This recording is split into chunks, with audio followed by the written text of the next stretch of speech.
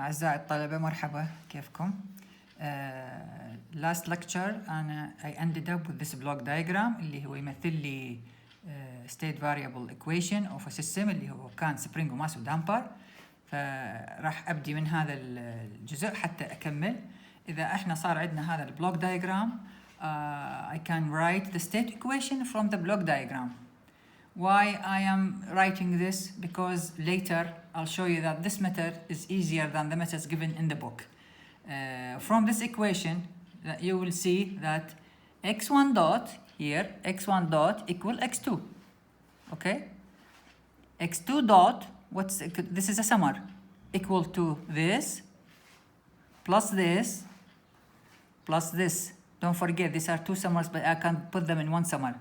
So I can write the equations that x1 dot equal x2, x1 dot equal x2, and x2 dot equal the sum of all these which are coming back into the summary, right?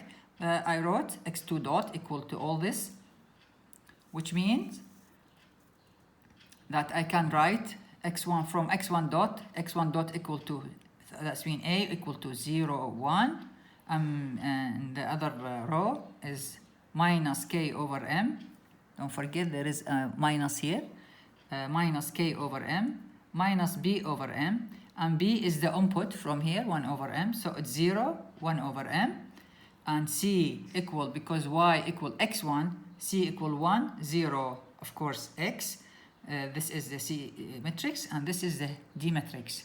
This simple program or this simple block diagram show you how to read from this block diagram so that you can conclude your state variable model.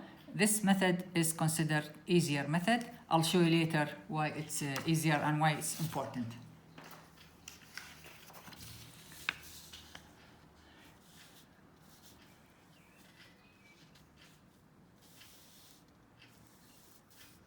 In section 252 from this chapter, we are going to use the MATLAB to get the transient response of state variable model.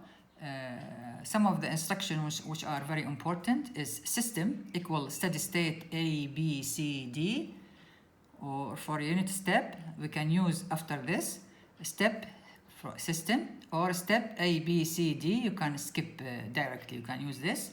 Also, you can use y equal step system t, so that you can put the time that you like, and x equal to step system and t, and or xt equal step a, b, c, d, I, u. We'll come to this later.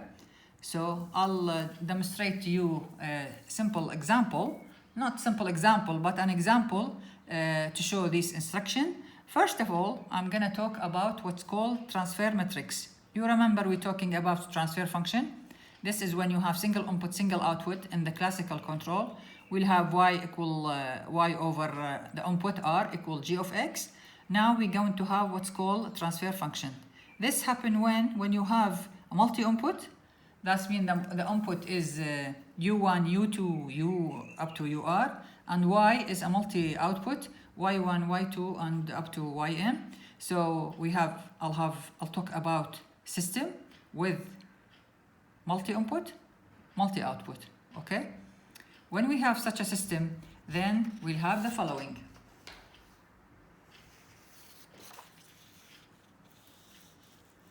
We'll have the following. Transfer matrix G of S relates the output Y of S to the input U of S in such a case that multi-input, multi-output. I'll go into details of this. Y of S equal G of S, U of S. This is the output.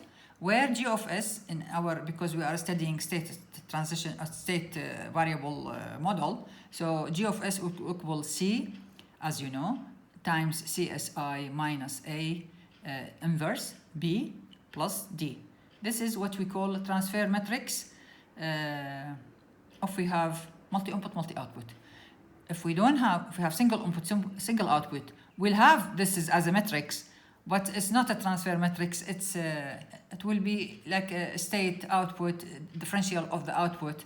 But when we have multi-input, multi-output, we have different output. We'll see later. So This relationship is found as follow. If we want to, we have this before, but if we want to remember how to get this, how to get this relationship, okay? So we go back to the original equation that x dot equal ax plus bu, and y, the output, equals cx plus du. If we take Laplace transform of both equation, we say x of s minus x of 0, initial condition, equal a x of s plus b u of s, and y of s equals c x of s plus d of s. You'll have those two equations in Laplace transform. Let's assume we have 0 initial conditions.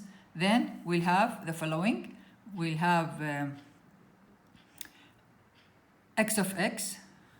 This is, let's say, 0. And we add all what have in x of s, we sum them up. So we have x of s equal si minus a inverse times b u of s.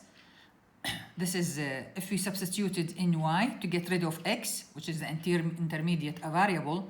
So we'll get that y of s equal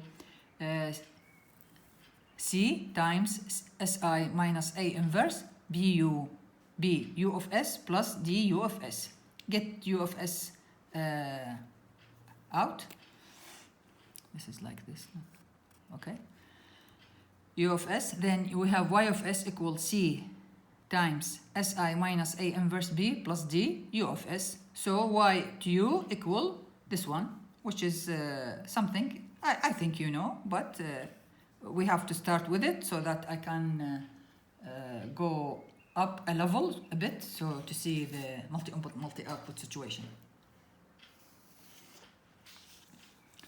For example, let's use the idea of this equation. I'll go down a bit. Okay. If we have given the system x dot equal, this is A. Of course, you know this is A. This is B, of course. You notice that B, it's 2 by 2. That means we have 2 input. And y1, y2, we have 2 output. We're going to have the situation of equal inputs and output. Makes it easier. So we have y equal to c. C is 2 by 2. X plus we have 0 G matrix. Okay? We need to find the step response in such a situation. Okay? Because we have multi-input, multi-output, we're going to have many responses, as we're going to see. So G of s from this rule which we given above, we need that G of s equal to C matrix times Si minus A inverse times B and D equal to 0. And you know that the inverse of this matrix will be, because it's 2 by 2, then this is the determinant, and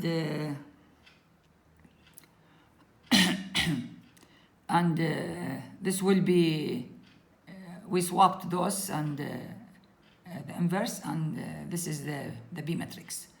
Excuse me. Then we'll have this. This is seems to be like it's just by accident. It's like an identity matrix. So if I multiply it by this, it will not affect. This is the inverse of a matrix. We swap this. We swap the sign here. So, and this is the determinant of this. Okay, and this is B, right? Now, then we have y1, y2. We multiply, as you know, maybe you remember how to multiply two matrices 2 by 2. So it will be this time this, plus this time this. It will give me this one. And this one, I'll put it inside every element, okay? And this one, it will be this time this, plus this time this, which is 0. So it will be S over the same thing. Same thing that this time this, plus this time this, it will be 6.5 plus S plus 1, it will be 7.5 plus S. This is S, this is 5, okay? The same thing here, this S plus 1,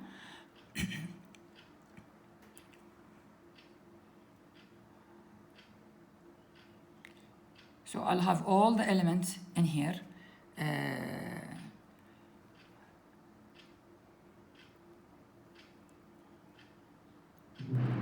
actually this one is this one, and that one is that one. Okay? So I'll have this system that y1, y2 equal this transfer function which I've got, which is equal to c times si minus a times u1, u2.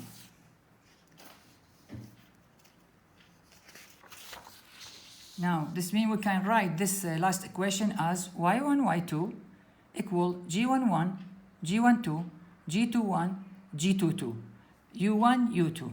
This one, which contain these four elements, is 2 by 2, for it contains four elements. We call it a transfer matrix.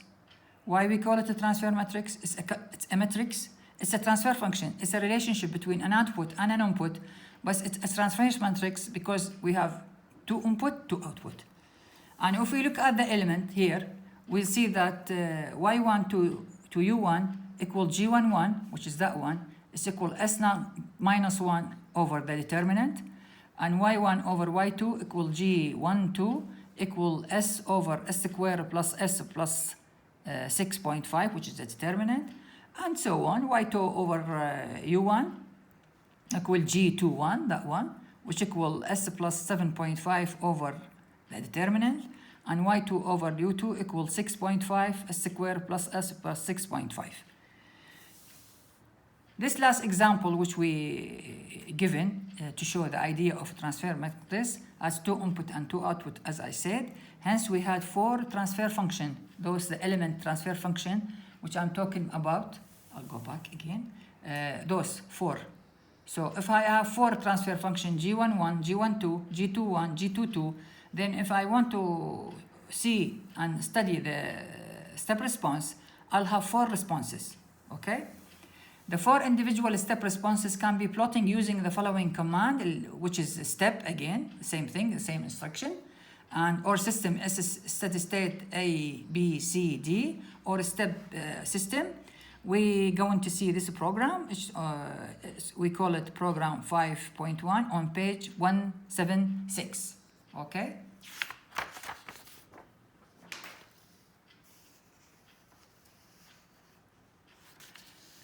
This is a program because it's difficult to write a program, so you can see it in the book. It's a very simple program. He put A, B, C, D, and then he says system or steps, and then he put the grid and title and X label and Y label. And you can be more specified if you want to put output due to U1 and output due to U2 separately. I'll just show you the responses. You see that we have four responses. This is Y1 due to U1. This is Y2 due to U1. As if you have, you put U2 equal to 0, you find the responses Y1 due to U1 and Y2 due to U1, okay? Here, as if you put U1 equal to 0, and these are the responses Y1 due to U2 and Y2 due to U2, okay? And this is the response, this is the program. He can put the two output separately, two here and two here, each due to one input, which you can have a look. I'll like that one. So the program, this one will give you the output in that way. That two output due to U1, putting U2 equal to 0, and this output due to U2, putting U1 equal to 0. Okay? So I'll continue for the next lecture.